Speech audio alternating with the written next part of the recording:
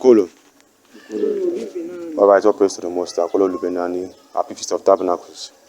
Alright, so let's continue from where we stop. The siege of Jerusalem from Babylon to Rome invasion, part 3 on this Samba lesson. Alright, without further ado, let's go to 1 Maccabees chapter 1 from verse 29. 1 Maccabees chapter 1 from verse 29. Yes, so we are coming towards the Greek. We are done with ancient Babylonians. We are done with the Medes and Persian. So we're now towards the Christian Empire. The book of the Apocrypha holds the records of our Greek captivity. I hope you are following. So if you want to know more about it, you go to Daniel 8. Because Daniel 7 speaks about the third beast. Daniel 7:6 speaks about the third beast, which is the Greek Empire. Then in Daniel 8, it gives you more information about the Medes and Persian and the Greek, about the vision of the he-goat and the ram. To those that know the vision of the he-goat and the ram, we know that the he-goat is the one with two horns. The he-goat is the Medes and Persian, which is the two kings, Darius and Cyrus. While the ram with one horn, represents Alexander the Great, so-called Alexander the Greek. So as we all know, in Daniel 8, it gives us more information. You understand what I'm saying? About the information more about the Greek, our captivity under the Persians, and about the Medes and Persians, and the Greek captivity, which is second beast and the third beast. I hope you are following. So the goat with two horns represents Darius and Cyrus. You understand what I'm saying? Mainly, of course, there's Artaxerxes, but Cyrus and Darius mainly. Why the ram with one horn that throw the goat away represents Alexander, so-called Alexander the Great. You understand? Or Alexander the Greek, which was the first king. When you go to that same Daniel, it tells you was the first king. And when you go to the first book of Maccabees, First Maccabees chapter 1 from verse 1 to 8, it tells you Alexander was the first king of Greece. He was the first king in Greece. So in First Maccabees chapter 1 verse 1 to 8 proves Daniel chapter 8 verse 1 to 25 when you read the whole Daniel's vision of our Grecian captivity. It's just that in the KJV, they did not tell us about our Greek captivity under Daniel 7 1 to 6, because in Daniel 7 6 speaks about the Greek, the third beast. First Maccabees chapter 1 verse 29. And after 2 years fully expired, the king sent his chief collector of tribute. The king is one of the kings, at least Alexander. This First Maccabees chapter. Okay, Alexander has died, so it's one of the kings of the Greeks. You understand what I'm saying? Probably Antiochus Epiphanes. Okay, so it's probably Antiochus. Not even probably. This is Antiochus Epiphanes. Okay, sitting as the king, because Antiochus Epiphanes was one of the king's servants. You understand what I'm saying? Because remember, before Alexander died, he split his kingdom into his four servants or four generals. That's what I'm saying. So they divide the whole kingdom of the Greek Empire for themselves. So the Greek have so many kings ruling all over the world. Alright, so this is one of the kings ruling. Let's read.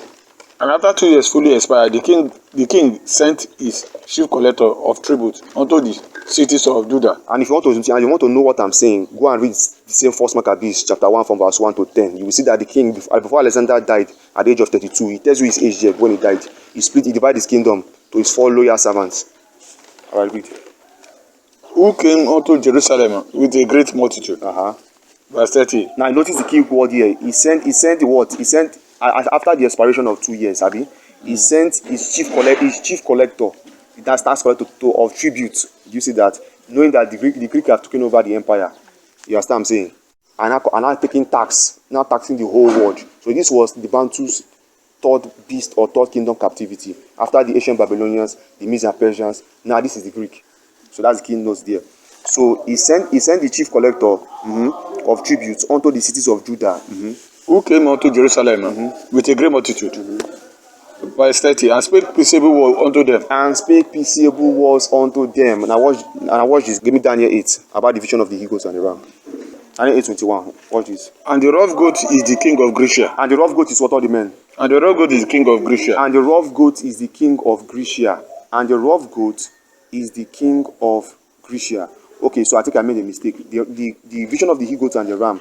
The ram represents the ram with two horns represents the king of the Medes and Persian, while the goat with one horn represents the king of Greece, which is Alexander. So I think I'm mistaking the both. So let me correct myself there.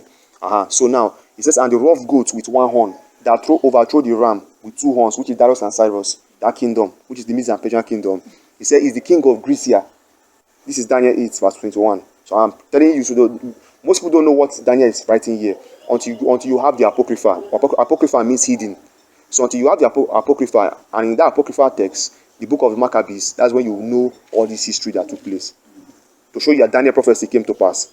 Alright, so while we're reading Daniel prophecy, to align it with First Maccabees, to show you that Daniel prophecy came to pass. Read. And the rough goat is the king of Grecia. And the rough goat is the king of Grecia. And the great horn that is between his eyes is the first king. And the great horn between his eyes is the first king. Let's go back to First Maccabees. We'll come back here. Let's go to chapter 1, verse 1. Read it. First Maccabees chapter 1, verse 1. As a matter of fact, let me read it myself. This is the book of First Maccabees chapter 1, verse 1. And it happened after that Alexander, son of Philip, the Macedonian, who came out of the land of Kittim, has smitten Darius. You see that? Has smitten Darius, king of the Medes and Persian, that he reigned in his stead, the first over Greece. Greece is Greek. The first, he is the first king. Alexander, son of Philip. So Alexander, son of Philip, defeated Darius, king of the Medes and Persian, and took over the whole kingdom. Remember, Darius, king of the Medes and Persian, was king all over the whole world. All kingdom under the whole world was under his command. You understand what I'm saying? He was a colonial master ruling all over the whole world. Every nation was paying tribute, tax. So Alexander the Great, as we all know, people know in history, this is the story here in the book of First Maccabees. So Alexander overthrew him and took over the kingdom to fulfill Daniel 7:6. That's where Alexander the Greek Empire sits among the four beasts. Because the Grecian Empire is the third beast. Beast is kingdom in Bible prophecy. You understand what I'm saying? Those beasts is kingdoms, represent kingdoms. So this is Alexander's reign here as a third kingdom. This is the captivity of the Abantu under the third kingdom, or the so-called Israelites under the third kingdom. Now, it says, as after Alexander, son of Philip the Macedonian, who came out of the land of Kittim, has smitten Darius, king of the Persians and Medes, that he reigned in his stead, the first over Greece. That's the key word here. You see, and made many wars and won many strongholds and slew the kings of the earth. Slew the kings of the earth. You see that? And went through to the ends of the earth. Went through to the ends of the earth and took spoils of many nations, in so much that the earth was quiet before him. The whole earth was quiet before him. Whereupon he was exalted and his heart was lifted up. So that is the key point here. So let's go back. He was the first king. That's my key notes there. So let's go back to Daniel prophecy. Daniel 8 verse 21 again. And the rough goat. And the rough goat is the king of Grecia. And the rough goat is the king of Grecia, which is Alexander, son of Philip the Macedonian, who came out of the land of Kittim. Read. And the great one that is between his eyes is the first king. And the great one between that goat. It's not even referring to the goat means kingdom. That is the beast. And the horn represents the king of that kingdom. You understand? So the horn of the goat is the king, and the goat is the kingdom, which is Alexander's the Greek or the Grecian Empire. So read. So he is the first king. That's what it says here. And the great one between his eyes is the first king. So most people cannot find his name here. They just see first king in the book of Daniel 8. But for you to know who this king is, who this king was, you have to go to the book of Maccabees in the Apocrypha text or the hidden text. That's the meaning of Apocrypha. Apocrypha is a Greek word meaning hidden. So this was our text they removed out of the KJV, the King James Version. You understand what I'm saying? But in the original 1611 King James Version, you will see the Apocrypha there. In the original 1611 KJV, King James Version, you will see the Apocrypha text there. But after the year 1611, they took out the Apocrypha out of our records.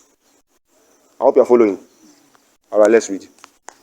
Now that being broken, whereas four stood up for it. Now that what? Read again. Now that being broken, whereas four stood up for. The four represent his four servants, the four loyal servants of Alexander. That's the four, because the kingdom was split into four. Read it again. Now that being broken, whereas four stood up for it, four kingdoms shall stand up. See, four kingdoms shall stand up out of the nation, but not in his own power. You see that? Meaning not in their own individual power, but out of the power of the Grecian as a whole body. So they'll be ruling as kings. You understand what I'm saying? In four divisions, but still under the Grecian Empire. That's why I say not on their own single-handed power, but under the authority of the Greek that Alexander took. You understand what I'm saying? It's like you went to conquer the whole of Nigeria, but you now split Nigeria into four and give it to your four loyal servants. And then what the scripture is telling you that your four loyal servants that now have now become kings. They don't have that power as king on their own accord. They have that power as a king because you did the work for them. That's what the scripture is saying here. I hope you get it now. So to prove this here, let's go back to First Maccabees. so people can get the understanding of things. Now, First Maccabees chapter 1 verse 5, it says, and after these things he fell sick, which is Alexander, and perceived that he should die. Wherefore he called his servants, such as were honorable, and had been brought up with him from his youth, and parted his kingdom among them while he was yet alive. Do you see that? So Alexander reigned 12 years and then died, and his servants bare rule, everyone in his place. This is what Daniel 8 is telling you. He split his kingdom between his four honorable and loyal servants. I hope you are getting it. You see that, and after his death, they all put crowns upon themselves. So did their sons after them many years, and evils were multiplied in the earth. And there came out of them a wicked root, Antiochus, son named Epiphanes. Now this is the Antiochus, son named Epiphanes, son of one of those four servants of Alexander that have taken over the throne of their father from that four division kingdom. That's why we're now reading in 1 Maccabees 29. That now sent his honorable tax collector to go and take tribute from the land of Judah and come in a peaceable manner. Meanwhile, he came there for war, which is what we see in Daniel. Which is what we see in Daniel 8. That's why I'm showing. I'm relating those two precepts together. Now watch this.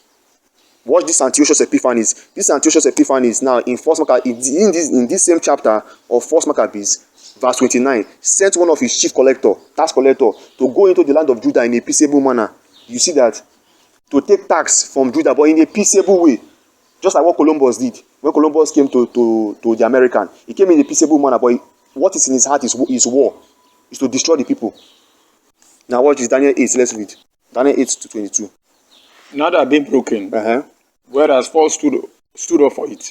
Four kingdoms shall stand up out of the nation. Four kingdoms shall stand up out of the nations. Do you see that? Read. But not in his power. But not in their own stead, not in their own power. That is Alexander. Daniel 8:22. And in the latter time of their kingdom. And in the latter time of their kingdom, watch this. When the transgressors are come to the full. When the transgressors are come to the full, a king of fierce countenance. A king of fierce countenance is Antiochus Epiphanes. That is him. When transgression has come to the full with his own people. Because remember, in that same First Maccabees, so people connight. Let me read it for you. Now, this First Maccabees chapter 1 verse 10.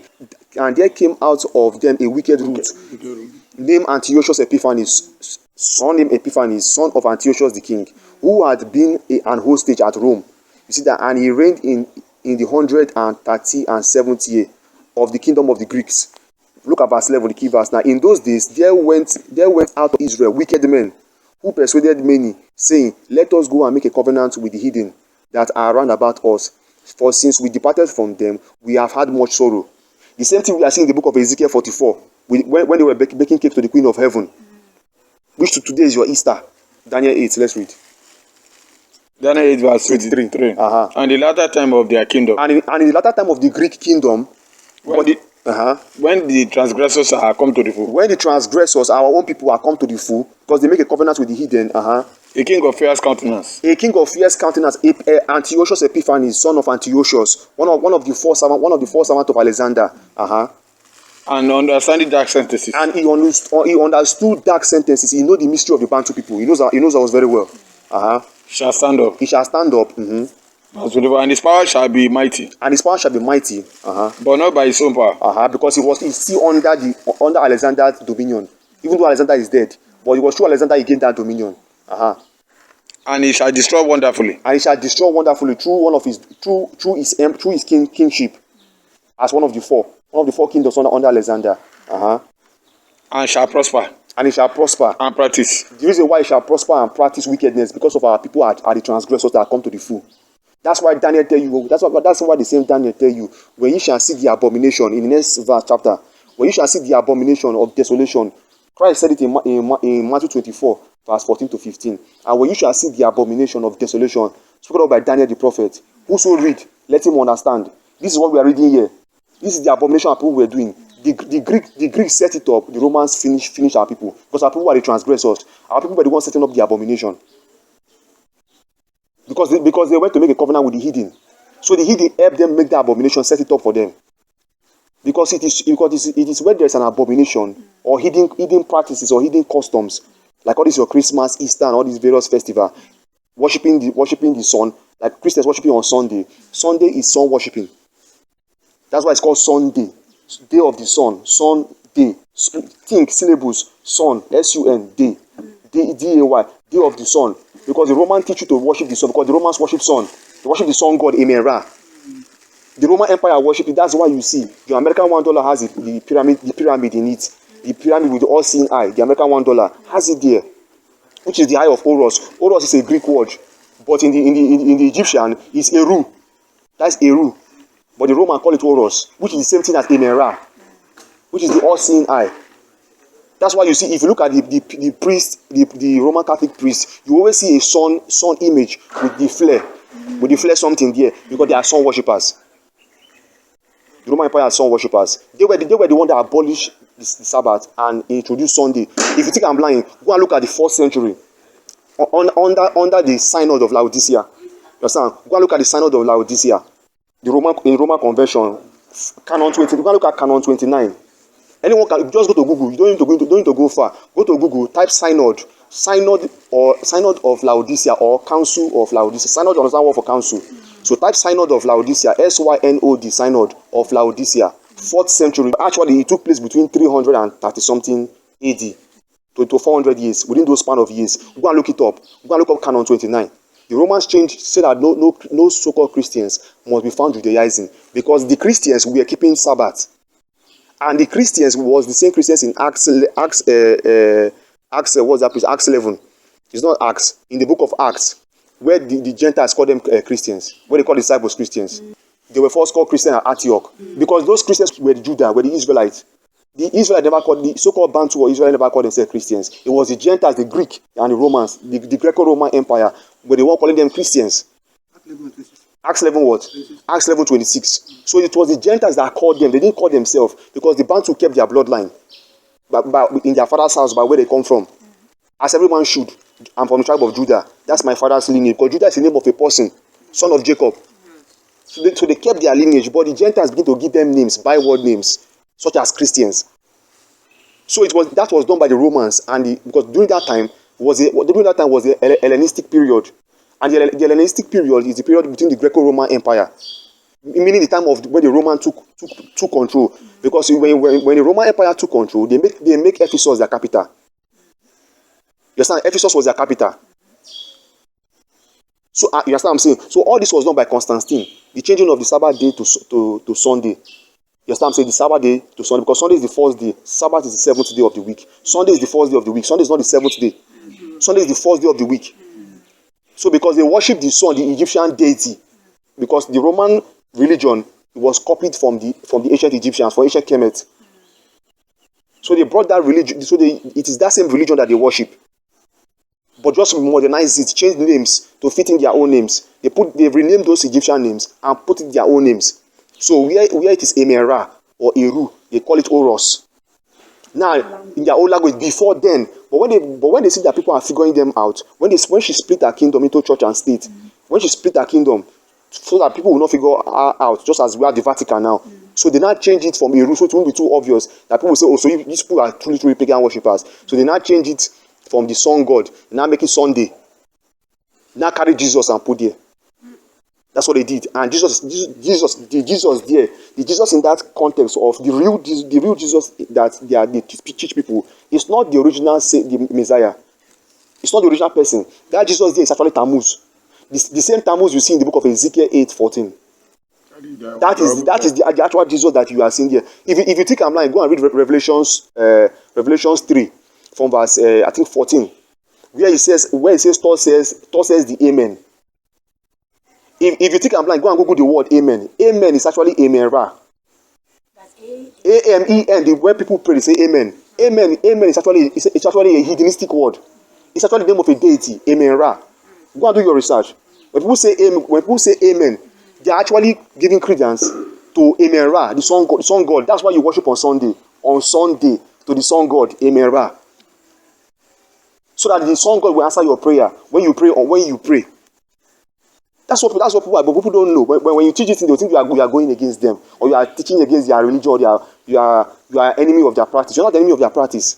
If you go deep in your study, the complete word here is Amen Ra or Amun Ra. It's different words. It's pronounced differently. Amen Ra, Amun Ra, Ami Ra, like Yoruba will say Ami, it's pronounced differently. Amin Ra, Amen Ra, Amun Ra, but same deity. So what the Romans now did, they now took away the Ra and now keep only the Amen, but the same deity. They just took away the Ra out of it. But the full name of that deity is Amen Ra. But if you ask somebody to tell you, say it's Ra, Ra the sun god. It's not Ra. His full name is Amen Ra the sun god. The god of the ancient Kemet, the ancient Egyptians. That's why they make you worship on Sunday. So they neo-colonize it, they neo-modernize it to you. Yes, I'm saying through the missionaries that they sent, that the Vatican sent during the slave era. That's why you see that, and most people don't know, because most people fail to understand history. They beat your ancestor, they punish your ancestor, they butcher your ancestor, they decapitate your ancestor to accept that religion by force. Most people don't know that. They forced your people into baptism. This baptism is not to even exist. They force people into baptism. If you think I'm like, go and read from Babylon to Timbuktu.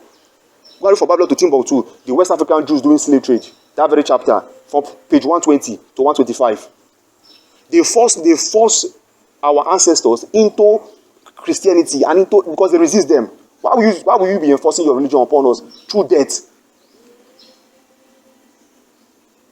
Those that refuse, they send them as slaves into Santo Tome and Principe, just the island beneath Nigeria here. And some of them they expel them from Portugal and Spain and send them into other region. Some fled by themselves. Some even killed themselves. They execute themselves because they don't want to worship that deity, that false religion called Christianity. Most people don't know this history of how Christianity was formed. It was forced on the people that were pure Bantu people, pure so-called Judah or Bantu people that were keeping the custom of the commandments of the law. But the Roman tell you that the law is abolished. That's what they did. So they forced Christianity on you and changed the doctrine. And send missionaries to teach it to a people. Because they were the people that they very captured as slaves. Knowing that you won't talk. That's what they did. I hope you are following. Daniel 8, let's go. Daniel 8:24. And his power shall be mighty, but not by his own power. And he shall destroy wonderfully, and shall prosper. And he shall destroy wonderfully Antiochus, that's Antiochus, son of Epiphanes. Antiochus, Epiphanes, son named Epiphanes, son of Antiochus. One of the four servants of Alexander, read. That is him here. And shall prosper and practice. And shall destroy the mighty and shall destroy the mighty and righteous people, not holy people, righteous people. Because we are the transgressors that come to the full. Because we went to make a covenant with the hidden. In 1 Maccabees chapter 1 verse 11. You see that, and shall destroy the mighty people. Read. Verse 25. And through his policy also. And listen very carefully. And through his policy also, he shall cause craft to prosper in his hand. One of those crafts is the tribute. The tribute method he used, where he sent his chief tribute collector.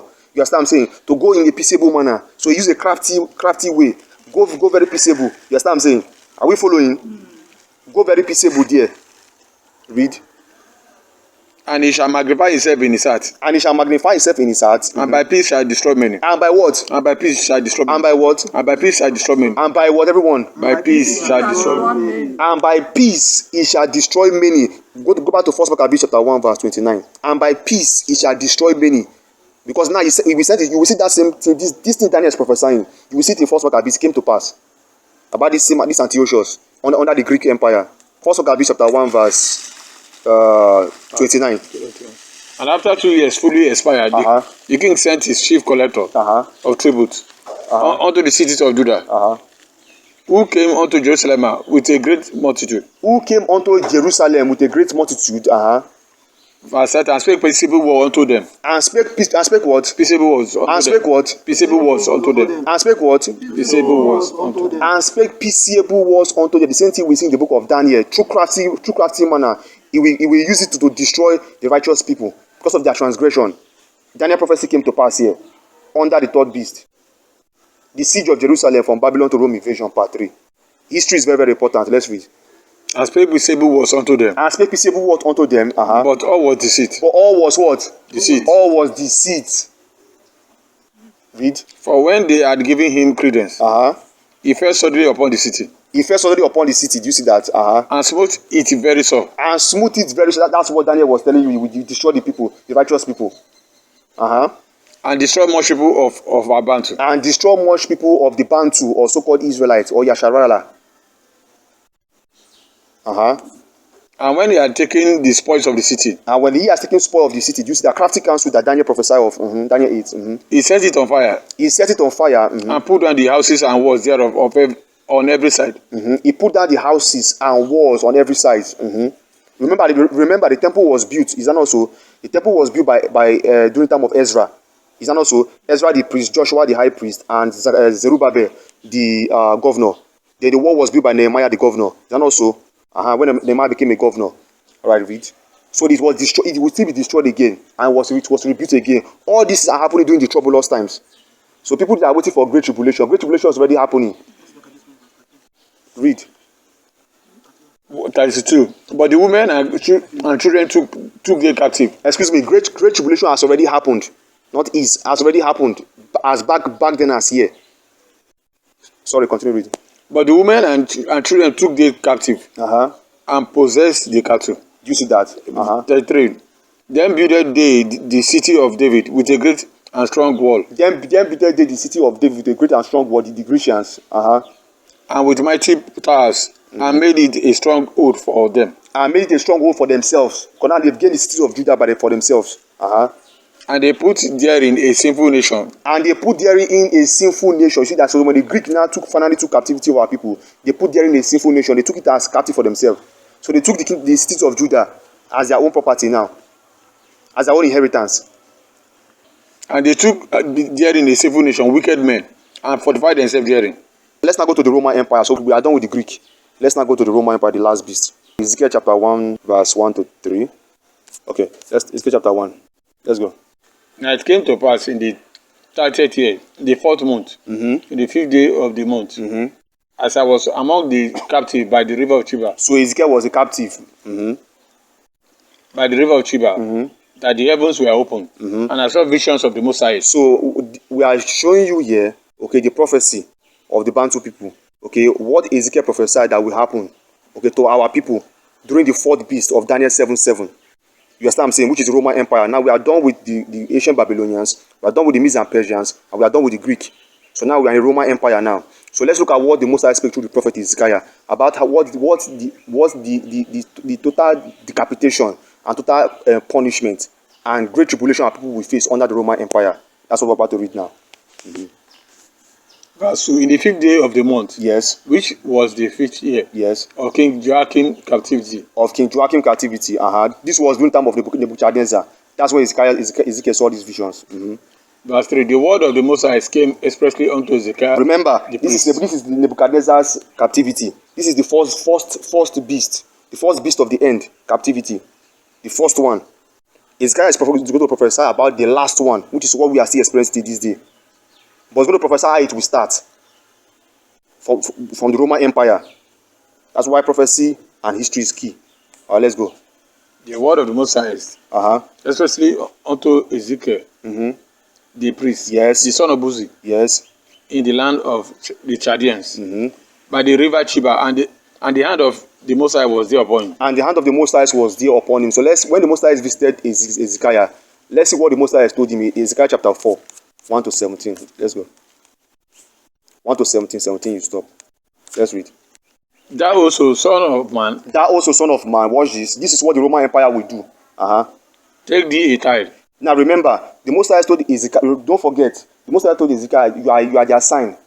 I will not forget that precept, that you are their sign. Whatsoever you do is what shall be done unto them. Is that not what the Most High told Ezekiel? You are their sign.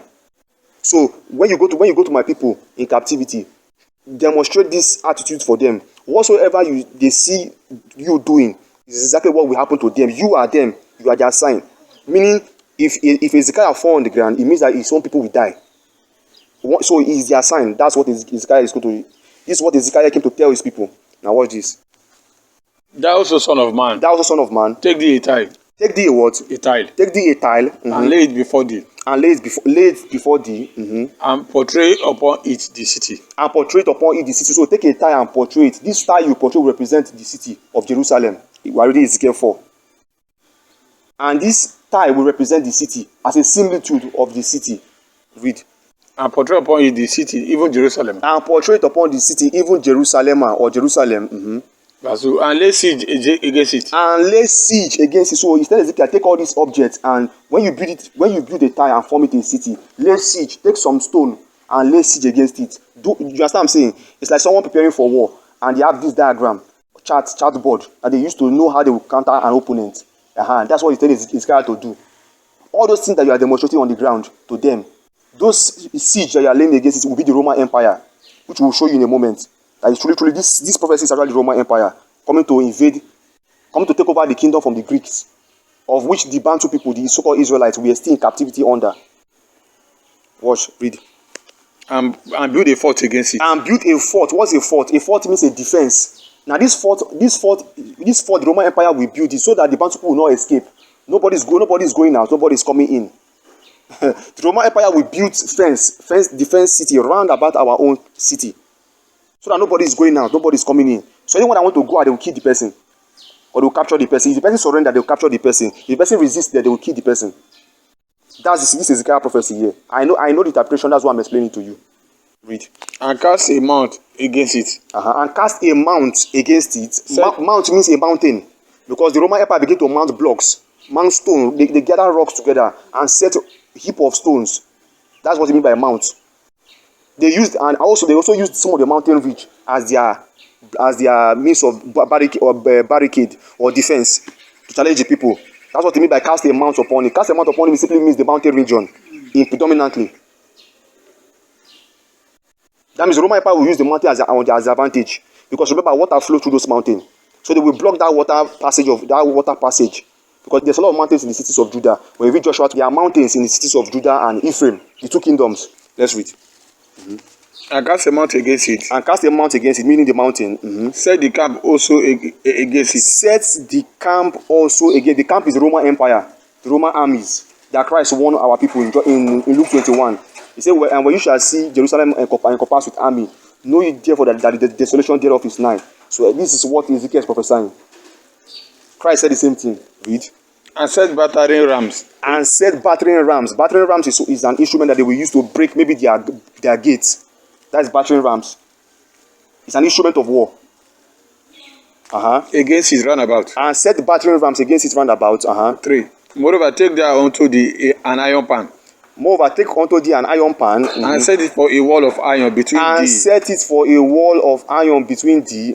And the city. And the city. This is what the Roman Empire used as a blockade, so that the people don't go out and come in. You will see it yourself. And set thy face against it. And set what? And set thy face against it. And set your face against it. It shall be besieged. It shall surely be besieged. Exactly what Christ said in Luke 21, verse 21 to 27. Christ was saying, Christ didn't just call the kingdom name, but Christ was talking about the Roman Empire, the fourth captivity. You understand what I'm saying? Do you get what I'm saying? Remember, the Romans did not destroy our city, but they will do that afterward. That's what Christ was warning us. Even though Christ was born under the Roman captivity, but the Roman didn't destroy it immediately. This prophecy happened after, you understand, Christ's time. I hope you are following. It happened after in Synthesis time. That's when this prophecy took place. You understand, Christ was born in Roman captivity. When you read First Maccabees, the Romans already taken over our kingdom already, but they didn't destroy anything. Because what they did, they took over, they destroyed, who they destroyed is the Greek, to take the kingdom from them. And we already are under the Greek captivity. So once the Romans destroyed the Greek, we are in their captivity. But this time around, the Roman Empire saw that there was a resistance among our people. So they will now go and destroy our city and now take full hold of it. Because already there were governors in our city in Luke 2. In Luke 2 or Luke 3, there were already governors. There were tetrarchs or governors in our city already. But there was certain rebellion going on. So they will now want to go and gain full control of it back. You understand what I'm saying? And that was when this war took place. It was a real war. It was a huge war. Read. This shall be a sign to the house of Jacob. This shall be a sign to the house of Jacob when it's besieged by the Roman Empire. Verse 4. Lie there also upon their left side, and lay the iniquity of the house of Jacob upon it. According to the number of the days that thou shalt lie upon it, thou shalt bear their iniquity. Verse 5. For I have laid upon thee the years of their iniquity, according to the numbers of the days, 390 days. So shall thou bear the iniquity of the house of Jacob. Verse 6. And when thou hast accomplished them, lie lie again on their right side. Do you hear that? It says, for I have laid upon thee the years of their iniquity, according to the number of days, 390 days. That means 390 years. The Bantu people have transgressed against him. He says, I named those years according to the number of days. That's what he's saying here. I need to catch it. He said, for I have laid upon thee the years of their iniquity, according to the number of days. So the Most High used days to measure the years of their iniquity. 390 years that people are transgressing against him. So he told Ezekiah, bear their iniquity for 390 days. Which is over a year plus. Read. Verse 6. And when thou hast accomplished them, lie again on their right side, and thou shalt bear the iniquity of the house of Judah 40 days. I have appointed thee. Now that's 390 days is for the so-called northern kingdom, Ephraim. Now this is for Judah. And when thou shalt accomplish them, lie again on their right side, and thou shalt bear the iniquity of the house of Judah 40 days. 40 days. You see that, which is 40 years. I have appointed thee each day for a year. I have appointed thee each day for a year. So 40 days means 40 years, and 390 days means 390 years. That is so-called. That's why you see the Most High sends Manasseh to carry those other people away. Before Judah. Read. Verse 7. Therefore thou shalt set thy face towards the siege of Jerusalem. Therefore thou shalt set thy face toward the siege of Jerusalem. Now Jerusalem was the last kingdom left. And they messed up. Read. And their harm shall be uncovered. And thou shalt prophesy against it. What verse? Verse 7. Verse 8. And behold, I will lay bands upon thee. I will lay bands upon thee. And thou shalt not turn thee from one side to another. When he says, I shall lay bands upon thee, and thou shalt not turn from one side to the other, meaning that the Most High will hold the Roman Empire.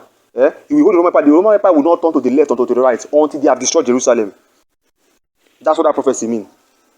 Because remember, Ezekiah is sign up to Israel and to what will happen to them. So he told Ezekiel, I will lay band against thee, upon thee, so that will not turn to the left or to the right. Israel will suffer for their sin. When he's telling Ezekiel about this, he's telling Ezekiel that this is the amount of years they will suffer for their sin, for all that they have done. This is the amount of years they transgress against me. They will suffer for it. You will not turn to the left or to the right. Meaning, the Roman Empire will not shake by anything that they will do until they have destroyed them. Read. Till thou hast ended the days of their siege. Verse 9. Take thou also unto thee wheat, and barley, and beans, and lettuce, and millet, and fishes, and put them in one vessel, and make thee bread thereof. All these things that he's telling Ezekiel to do is not for Ezekiel. It's what the children of Israel will begin to eat. It's not what Ezekiel will eat. What verse is that? In verse 9. Take thou also unto thee wheat and barley and beans and lentils, you see, and millets and fishes, and put them in one vessel, and make thee bread thereof, according to the number of the days that thou shalt lie upon thy side. 390 days shall thou eat thereof. Meaning, this word our people will be eating, not Ezekiel. Ezekiel is just their sign. And when they eat this thing, they will eat this thing with measure. They won't eat it with pleasure. They will eat it with measure, not with pleasure. They will eat it and they will be so lean. That's why Jeremiah was lamenting. That's why Jeremiah wrote the book of Lamentation. He was lamenting for his people because of the slavery, the dirt or the famine that was happening in the land. If you think I'm not going to read the book of Lamentations, Ezekiel, Jeremiah are prophesying the same thing. And against the great tribulation our people faced. To the extent we are going there, our people will now begin to eat their flesh. They became cannibal. We are going there. So people are talking about great tribulation. They are waiting. Great tribulation has already happened already. Our people became cannibal. He started during the time of the Babylonian Empire. That's what Jeremiah was lamenting on. That's the book of Lamentation. The book of Lamentation was during the time of Nebuchadnezzar's time. Before even the Roman Empire. So he still continued during the Roman Empire. You will see it here. Because the Most High said it in Deuteronomy 28. Don't be so. That you eat the flesh of it. If you think I'm like, go and read Deuteronomy 28. Go and read Deuteronomy 28 or Leviticus 26. From verse 28, 29. They will eat the flesh of their sons and their daughters. Let's read. Ezekiel 4:9.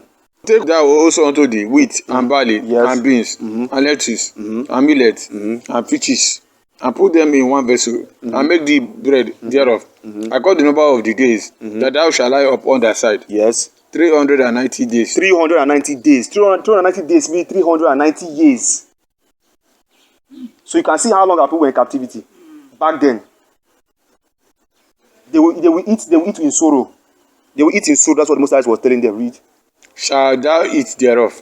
Verse 10. And their meat which thou shalt eat. And their meat, meaning the food. Meat is food.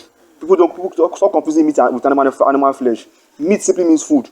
Read. And their meat which thou shalt eat shall be by weight. And their meat which thou shalt eat, the food which you shall eat shall be by weight, meaning will be in measure. You won't eat it with pleasure. And what he say will be in weight. Read. 20 shekels a day. 20 shekels a day. You see that by measure. From time to time shall thou eat it. From time to time shall thou eat it. You'll be eating small. You'll be managing. Verse 11. Thou shalt drink also water by measure. Thou shalt drink also what? Water by measure. Thou shalt drink also water by measure. You see that? All those food small you talk about is not with pleasure. It's everything is a measure. Read. The 6th part of an hin. The 6th part of an hin of a water with the children of the Bantu drink, not Ezekiel. The children of the Bantu. Remember, Ezekiel is their sign. Read. From time to time shalt thou drink. What verse? 11. 12. And thou shalt eat it as barley cakes, and thou shalt bake it with dung that cometh out of man. And thou shalt do what? Thou shalt eat it as what? Barley cakes. Thou shalt eat it as a barley cake. And thou shalt bake it. And thou shalt bake it with what? With what everyone? With the dung that cometh out of man. You will bake what you will eat with the dung, shit, igbe, that come out of a man. Tell me something. Is that not a great tribulation? People are eating shit and Christians are still waiting for great tribulation. Great tribulation, if you understand prophecy, the great tribulation people are waiting for has already started during time of the. That's why I say go and study Daniel 7:1-7. Any preacher that can break down Daniel 7:1-7 will tell you the truth. If he knows it very well. And that preacher has to know history very well. He has to be skillfully gifted by the Most High, organically. No turning to the left or to the right. If you are a prosperity-minded person, the Most High will not inspire you to know it. You have to be rigid. You have to be strong in mind. You have to be like the prophets of old.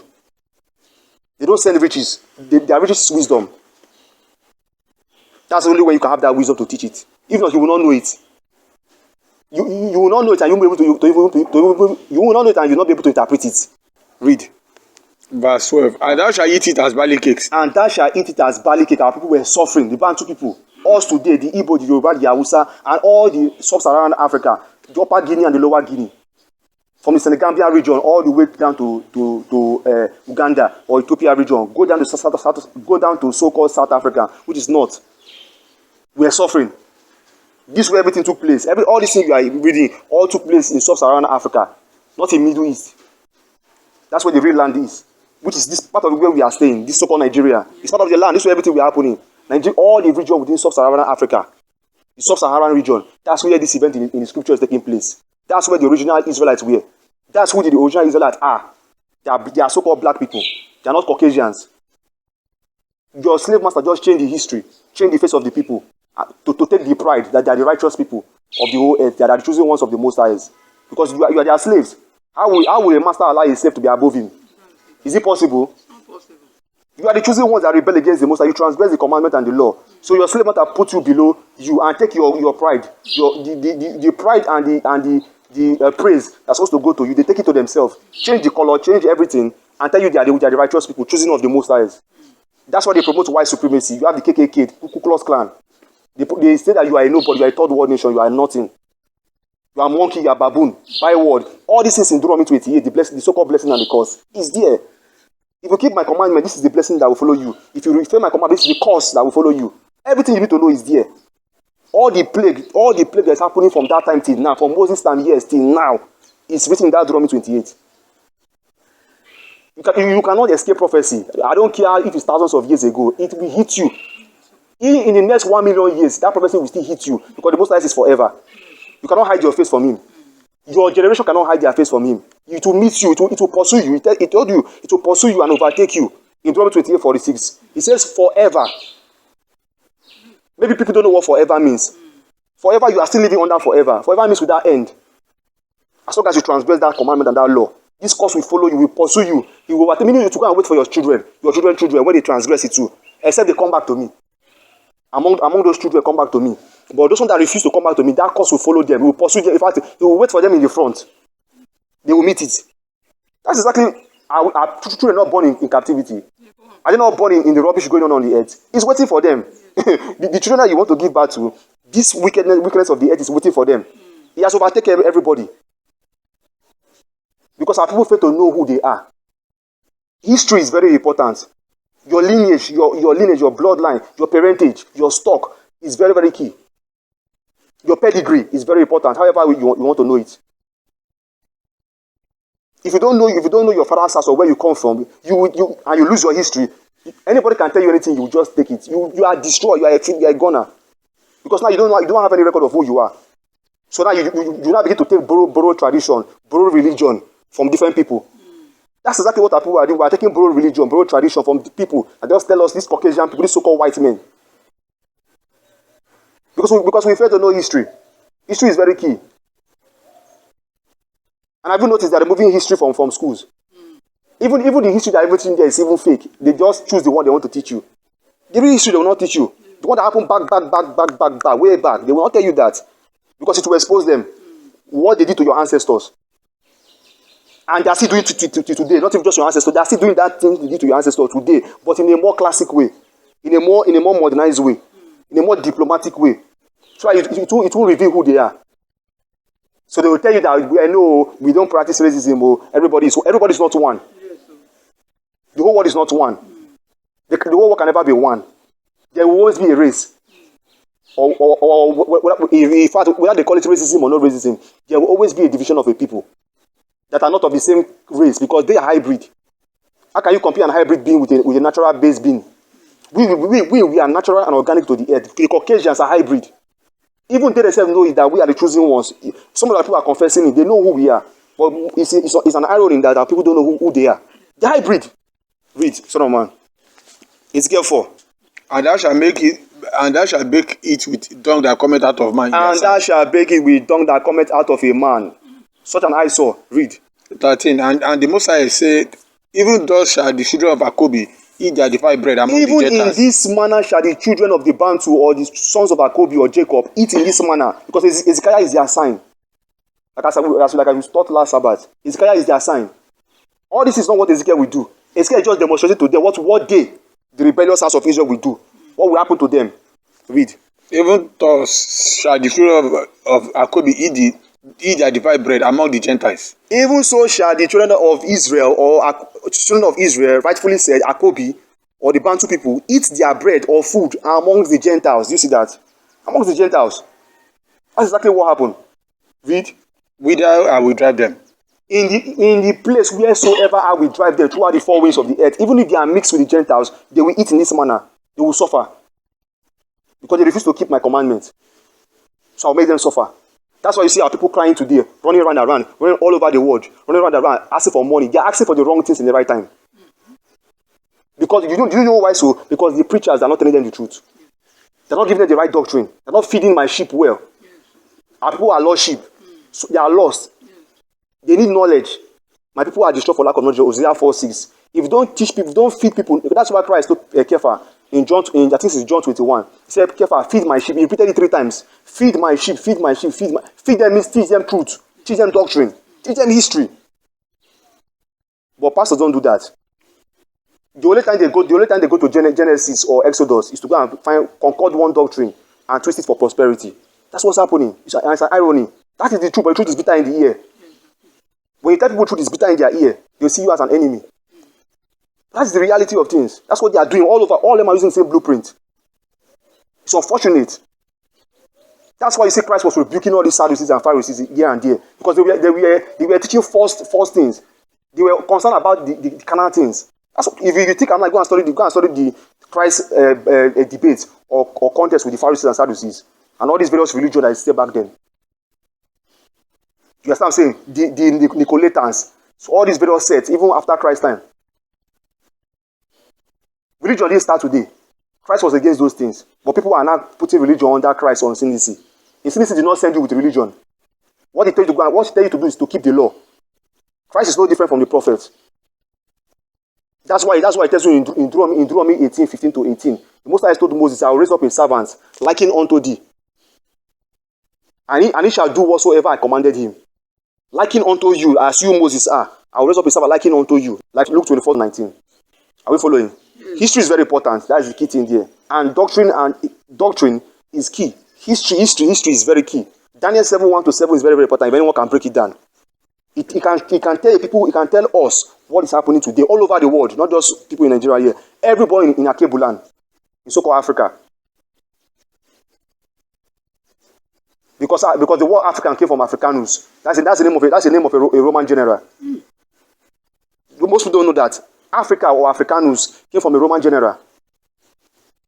That is his biological name, or maybe his title that was given to him. The real land name was called Akebulan, meaning the Garden of Eden. That's what the so-called African was called before they changed it. And they keep changing it over and over again. So sometimes they will call the whole of Africa Ethiopia. You understand what I'm saying? Sometimes they will call the whole of Africa Ham. Land of Ham. So they keep changing the name, but the original name was Akebulan. History is very important. Let's read. Ezekiel 4:14. Mm-hmm. Then said I, the Most Highest, behold, my soul had not been polluted. For from my youth up, even till now, have I not eaten of that which dieth of itself? Have I not eaten of that which dieth of it? Do you hear what Ezekiel says? I have not eaten of anything that dieth of itself. Or is torn in pieces. Neither came there abominable flesh into my mouth. Because the prophets were eating the right diet. They were plant-based eaters. It's literally telling you here. That's why plant-based is the way to go when it comes to diet. We will have to work towards it. Because that's part of what gives you long life and strength and youthfulness. That getting old. We don't know this before. You understand? But now we know. It's for us to apply those things. So that the next seed that comes after us will now be looking much younger and live much longer. Look much younger and live much longer. 300 years, 200 years they are living. They will pass it on to their children. They will start to grow old. 400, 500 to be. This is we will not be reversing every single thing that our ancestors, the mistake they made, until we become immortal. Obedience is very key. That's why Samuel said to obey is better than sacrifice, and to hearken than the fat of rams. Read. Verse 15, Ezekiel 4:15. Then he said unto me, Lo, have I given thee cow's dung for man's dung? Lo, have I given thee cow's dung for man's dung? Do you see that? So Ezekiel supplicates on behalf of the children of the Bantu. The Most High want the children of the Bantu to eat man's dung. But Ezekiel has not supplicated. He's supplicating for his people. So he's telling the Most High that, look, we are not supposed to eat this diet. So be merciful unto us. We know we have sinned. Can you be merciful unto us in captivity? Then the Most High said, okay, look, Ezekiel, I will make them eat cow's dung instead of man's dung. And that's what they ate. And thou shalt prepare thy bread therewith. Verse 16. Moreover, he said unto me, Son of man, behold, I will break the staff of bread in Jerusalem, and they shall eat bread by weight. And they shall eat food by weight. You see that? And with care. And they shall drink water by measure. And every single thing that they will eat and drink, you see that verse 16 telling you very clear. Everything that they will eat and drink will be by measure and with care. They will be managing small, so it doesn't finish. Because they don't know that they will live tomorrow to eat. Like Deuteronomy 28 tells you, they will have no assurance for life. Read. And they shall drink water by measure and with astonishment. And they shall drink water by measure and with astonishment. They'll be saying, it's not the water we used to drink freely before. So look at how we're not drinking water. That's why Jeremiah was lamenting in the book of Lamentation that we have buy our own water for money. But it will be much worse here. Because in the book of Lamentations, it tells you of animal eating, cannibalism. It tells you it's there. In the book of Lamentations, Jeremiah wrote about cannibalism, and people eating their flesh. Go and read the book of Lamentations, it's there. John 28 what? 66. About what? Assurance of life. Deuteronomy 28, 66. Exactly. Then the one it says eat their flesh, 50 what? Continue reading. Ezekiel chapter 4 verse 17. That they may want bread and water. And be astonished one with another. You see that? And consume away for their iniquity. Because of they transgress the law. That's all. All right. Yes. Deuteronomy 28, 56, 57. Look at that. That's cannibalism there. You see that? It says, the tender and delicate woman among you, which would not adventure to set the sole of her foot upon the ground, for delicateness and tenderness. Her eye shall be evil towards the husband of her bosom, and her son, and towards her daughter. 57. And towards her young one that cometh out from between her feet, and towards the children which she shall bear. For she shall eat them for want of all things, secretly, in the siege. You see that in the siege. This is the blessing and the curse given to the children of Israel. In the siege and straitness, wherewith thy enemy shall distress thee in thy gate. This is a curse forever. You understand that the Most High put upon the children of the Bantu people. You understand? Aha. You understand what I'm saying? Look at this, verse 46. And they shall be upon thee for a sign and for a wonder, and upon thy seed forever, upon your children forever. All these things shall be a sign upon you. So when you see it happening, know that you people have transgressed my law. Go back to the law and keep it. That's why Moses wrote of it in Deuteronomy 28. Whenever you hear an event of people doing practice cannibalism, the righteous people, the black people, the carbon-based being us, in sub-Saharan Africa, practicing all this wicked religion, you understand what I'm saying, and all these various Gentile mode of eating. The Most High said that all these things will be a sign upon you. Whenever those that are wise in those days and in that time, teach. Those that are wise and in those days that read, understand or overstand or understand what is going on. That you go back to my law and keep it. Because this is the blessing and the curse, or the increase and the curse. Because it tells you that, it tells you vividly very clear in Deuteronomy 28. Deuteronomy 28 verse 1. And it shall come to pass, if thou shalt hearken diligently unto the voice of the Lord thy God, to observe and to do all his commandments, which I command thee this day, that the Lord thy God will set thee on high above all nations of the earth. Verse 2. Deuteronomy 28 2. And all this blessing shall come upon thee, and overtake thee, if thou shalt hearken unto the voice of the Lord. Do you see that? Then all the blessing goes as follows in verse 3. But look at verse 14, 15. That's what I'm saying. Verse 15 says, but it shall come to pass, if thou wilt not hearken unto the voice, if you will not listen unto the voice which the Most High speak through his prophets or his servants, unto the voice of the Lord thy God, to observe to do all his commandments and his statutes, which I command thee this day. Do you see that? That all these curses shall come upon thee and overtake thee, the opposite of the increase of the blessing. It will come upon thee and overtake thee. Then verse 46 said, it shall be upon thee for a sign, and upon thy seed forever. And when you read all throughout the course, from verse 15 downward to 68, it tells you all the curses that we will face. As long as we keep breaking the commandment from one generation to the next, from one eon to the next eon, you understand what I'm saying, we will suffer all these curses. And that's exactly what our people face in the time of the fourth beast, which is what we're about to read now, which is the same kingdom we are living in right now, the Roman Empire, the Vatican. From there, Daniel 2:40 to 45. So let's see what Ezekiel means by iron pan. Okay, the iron pan. You understand what I'm saying?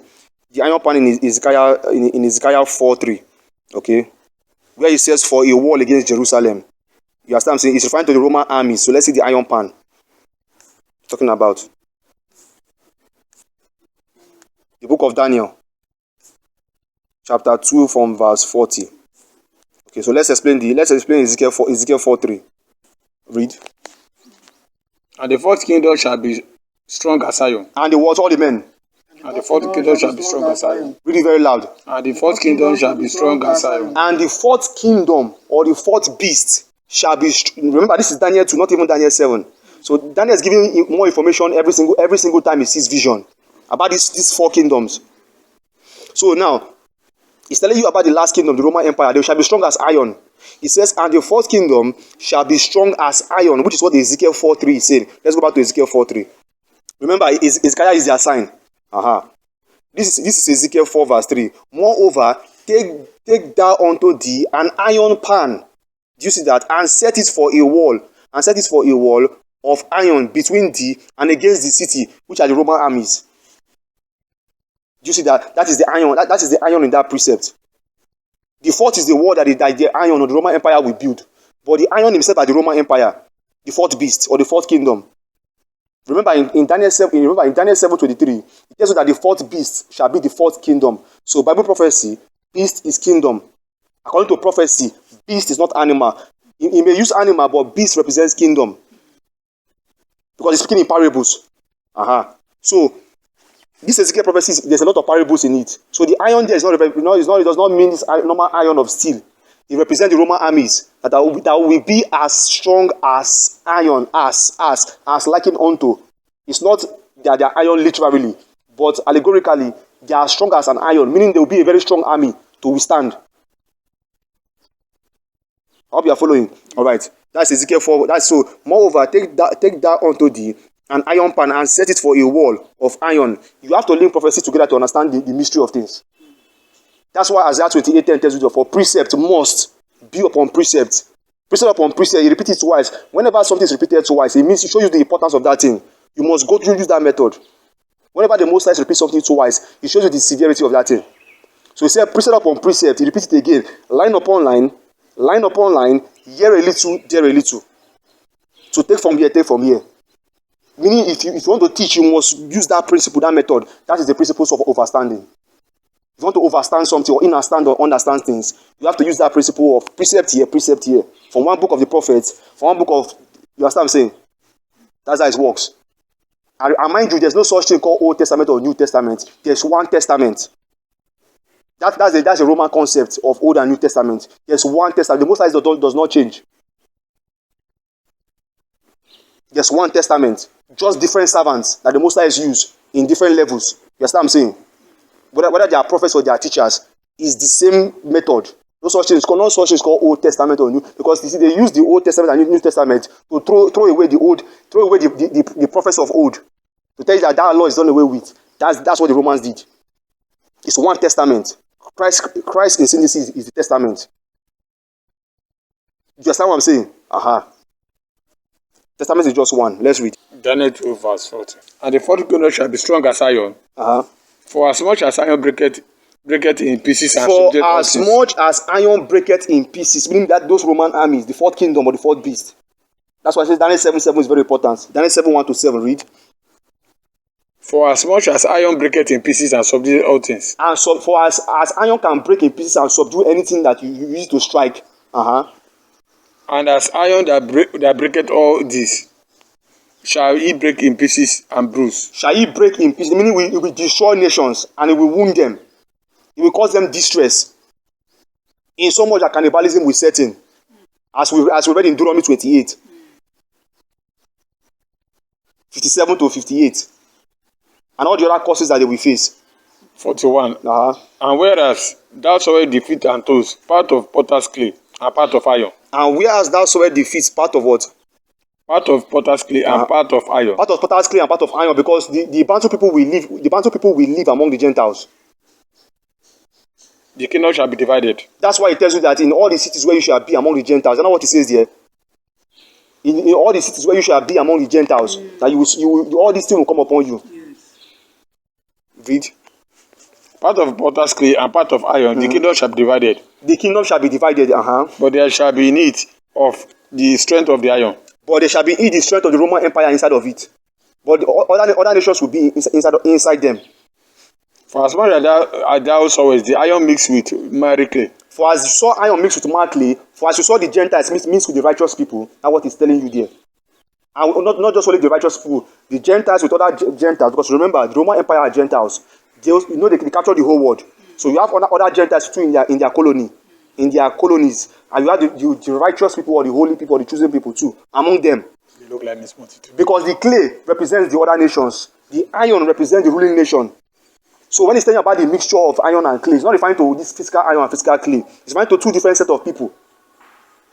You understand what I'm saying? The ruling party, the Roman Empire, the other Gentile nations, and the righteous people all fall under the clay. Read. Verse 2. And as the toes of the feet were part of iron. And as the toe of the feet was part of iron. And part of clay. And part of clay, because it will be mixed nations everywhere.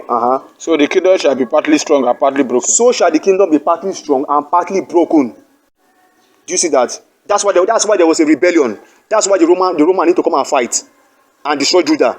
Because remember, the Roman already have tetrarchs in the kingdom of Judah in Luke 2 or Luke 3. They didn't know to fight the kingdom of Judah. Because all they need to do is fight the kingdom of Greece and talk about the kingdom. But now Daniel is talking about that there will be the kingdom. So the kingdom shall be partly strong and partly broken. Because our people will not rebel against them. So war will not break out. Read. 43. And what does that soil iron mix with miry clay?